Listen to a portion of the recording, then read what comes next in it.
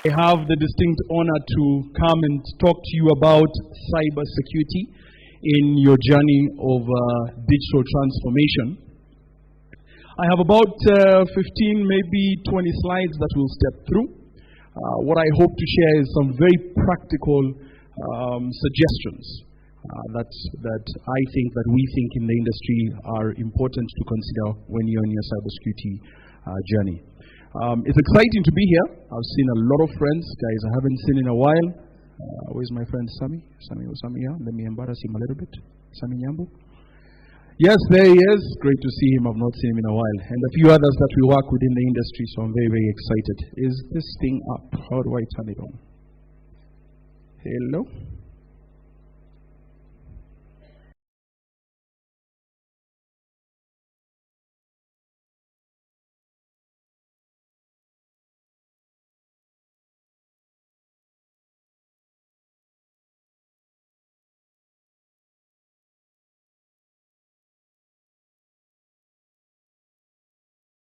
So, digital transformation is no longer anything new, isn't it? It is something that is front and center in everything that we're doing.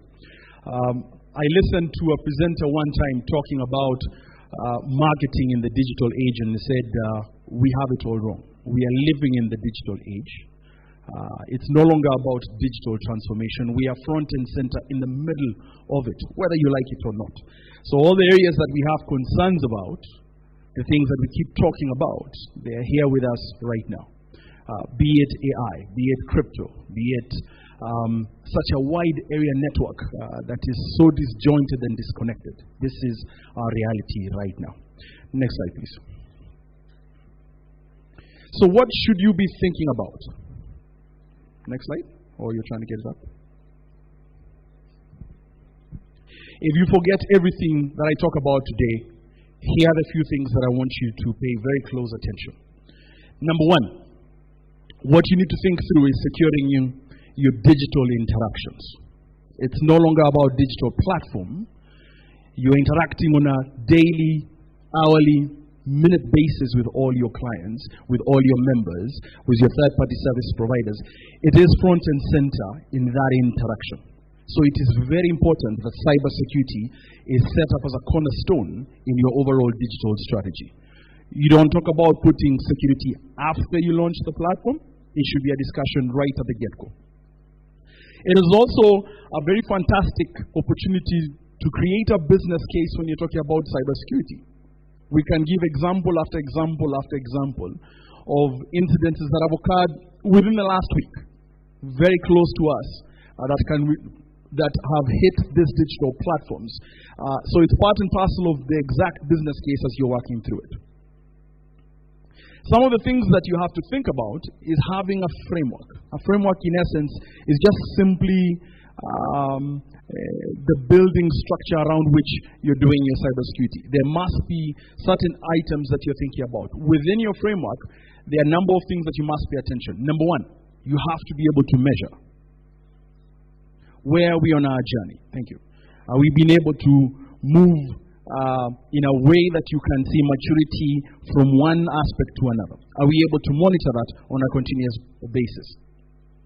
This has to fit into your overall enterprise risk strategy.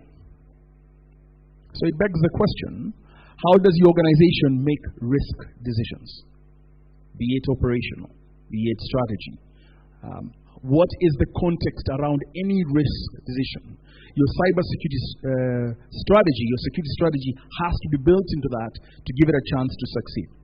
Now, many of us go after conducting the vulnerability assessment and penetration testing, VAPT. They are required by the regulator. In most industry right now, we are now talking within the SACCO space. This is a requirement of SASRA. So you go out and you engage a third-party services provider, and they come in and they do the VAPT. Then what? What next? How do you progress from there? In being effective in that, you have to carefully thought through what was your initial scope.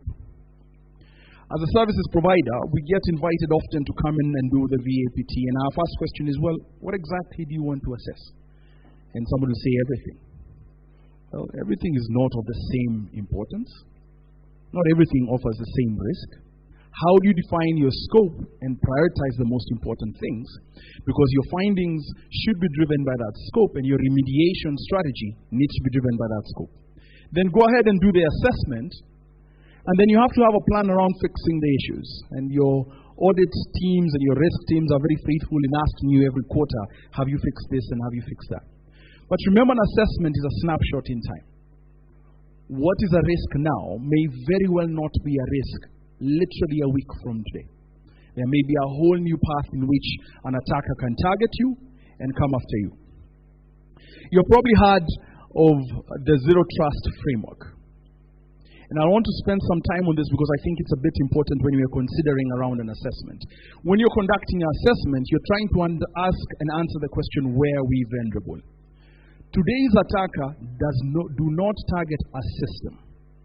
They are targeting the entire organization. I'll say that again. They are no longer targeting your core banking system. The target is the entire organization. So you'll find that they'll hit you today, and then a week from today they'll hit you again, and 3 days after that they'll hit you a third time. And each time they will exploit a different vulnerability. It's no longer about the system. It's the entire organization. So how do you address that dynamic nature of your organization, dynamic nature of your system? And you're not a security company. You're not an IT organization. You're built there to deliver a certain service to your members, and that's what you need to be thinking about. Which brings now to my fourth point, which is around security operations. We have said it's a dynamic field that changes literally on a daily basis. So what should you do? Should your security operations, allow me to say the word SOC, should your security operations be an internal in-house thing? Hire security architects and security administrators and firewall administrators. Should it be in-house, or should you outsource it? Where is the perfect world? In my opinion, a hybrid between the two is important. Outsourcing, yes, takes away the headache of finding the right skill set and maintaining them, but they don't understand your business. They don't understand the nature of the way you operate. So there should be some activities that is outsourced and others that needs to sit in-house. Cybersecurity skills are hard to find. Finding the guys with the right skills, not certification, let me make that distinction. Finding the guys with the right cybersecurity skills is very difficult. A lot of guys are coming out of the streets having gotten the education, but they don't have the skills to recognize that this thing is a battlefield. You may have heard special forces say that one of the key skills that you have to be able to do as part of the special forces is to shoot, move, and communicate in the battlefield, because it changes. That is a skill built over time. Finding such guys is hard. Retaining them is even harder because they are hot cake. You pay him X, 6 months from now he tells you, somebody offered me twice. Are you willing to match?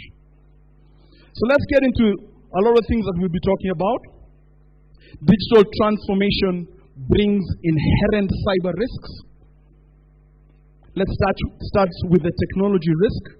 You're excited about upgrading your core banking system, upgrading your storage facilities, about changing the way you interact. But there's always risk of that project failure. If you don't scope it right, you don't have the right partner to do it, you don't have the right internal project management or an external project management to go through it, the budget is exceeded, there is a distinct risk of the project failing, isn't it? And it's an embarrassment to everyone. Number two, systems are built by humans. Humans invariably have flaws, and so do systems. Systems have vulnerability, and that vulnerability status changes literally on a daily basis. New weaknesses are identified and exploited very fast. The systems themselves, you put a lot of dependency on them, and then you realize if they are offline, the entire business is offline. So data unavailability or data loss becomes a concern area. And as far as data loss is concerned, you have a regulatory requirement right now, isn't it? The Data Protection Act is law of the land. If your systems get hacked and your members have their personal data exposed, you are required to do something by law so as to be able to meet that. Risk management as an overarching discussion of the entire journey. How do you identify your risks? How do you quantify? What am I likely to lose? The quantification question is very important. It makes no sense to spend 100,000 shillings to protect an asset that's worth 10,000 to you. You have to qualify, even if I have a loss, what's the amount of that? Because that will drive how much you're spending. And these security technologies are not cheap. Finally, it is going to happen. I am a prophet. Joseph Mathenge is a prophet. Here's my prophecy. There are two types of people. Those who have been hacked and those ones who don't know that they have been hacked. Hello? Did you hear what I just said? So it's going to happen, isn't it? If it hasn't already happened. Which means it's going to be a loss. Your task, your mission, should you accept it, is to minimize on that loss. To minimize on the loss, you must understand which are my breach scenarios. The word that was used before was use cases. You're now answering the question, where can I get breached? When can somebody come into my organization? Can they introduce malware, malicious software? Keyloggers, or the one that is running rampant right now, ransomware. How about fraud? How about sabotage? How about just plain exploitation of the systems internally? You have somebody sitting there. I was reading an article from Mathenge just early on today, Mathenge Trends for 2023, I believe they call it M-Trends. And they were talking that our detection capability has improved. Your attackers now will be in the system. It used to be 21 days. It's now reduced to about 16 days. In 16 days, you'll be able to detect the environment, which is fantastic, isn't it? It's great, isn't it? Hello, it's a trick question. It's okay for an attacker to be in your system for 16 days, yeah? Absolutely not. In 16 days, they can do a lot of harm, isn't it? Do you know what has dropped the detection, according to this article, from 21 days to 16 days? You got it.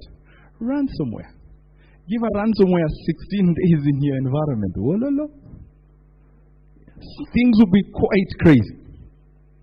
So, cybersecurity is not a Kenya thing. It is not an East Africa thing. It's an Africa global wide. Here are some of the top threat scenarios that we are seeing.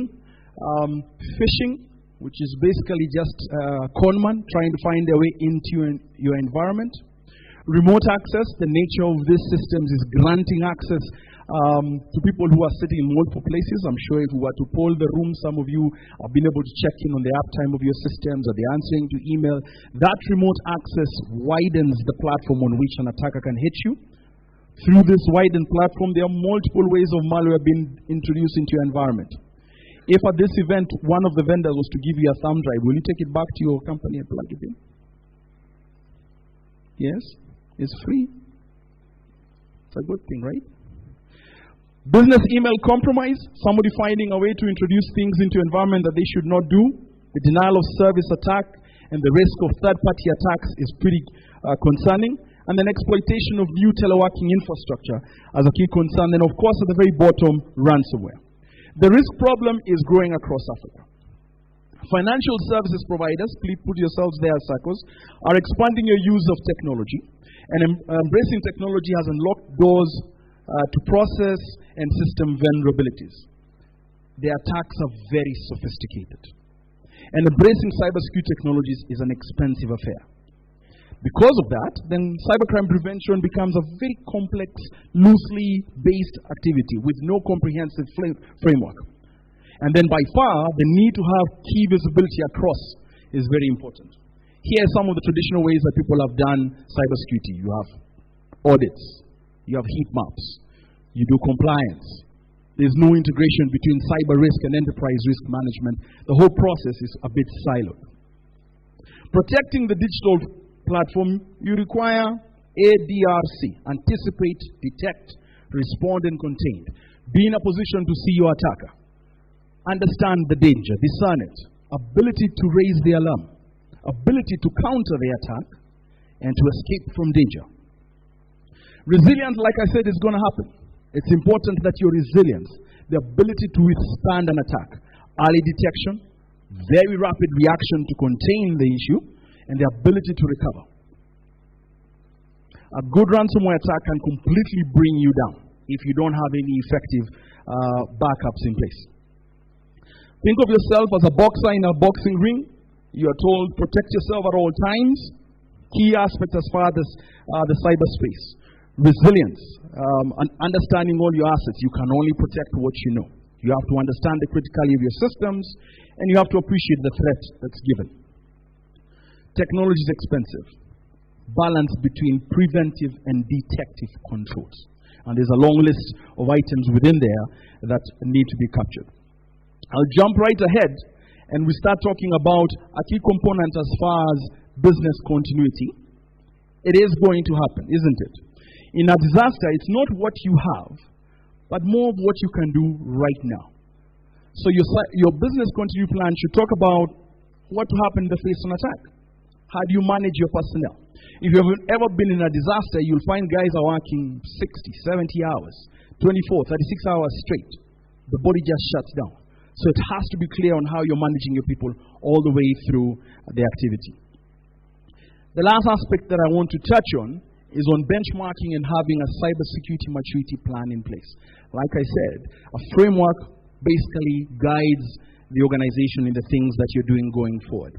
There's a whole bunch of different frameworks out there, from NIST to ISO, on to HIPAA, GDPR, PCI, DSS, and then CIVIC. CIVIC stands for Cyber Visibility and Exposure Questionnaire. This is a framework developed by the Serianu team. It's loosely based on the same risk models that organizations use to understand the risk they're running as far as financials, as far as the overall operations within the organization, and having a dynamic dashboard report that you can be able to report around. Good. I'm seeing the MC standing there, so I've kind of rushed through my things. I'm sure that's what he was telling me. So just closing out, I work for an organization called Serianu. We are based right here in Nairobi with key partnerships throughout the organization, and we'll be excited to engage with you and talk further on some of these concepts. Thank you very much for your time.